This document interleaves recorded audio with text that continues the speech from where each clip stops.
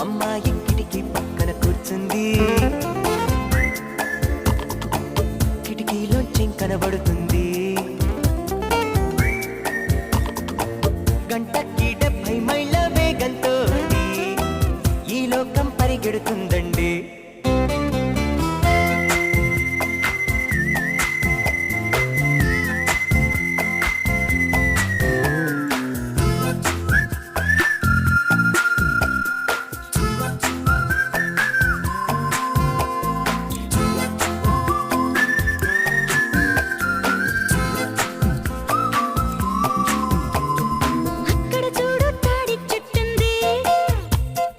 ఆకులు ఊపి టాటా చెబుతుంది.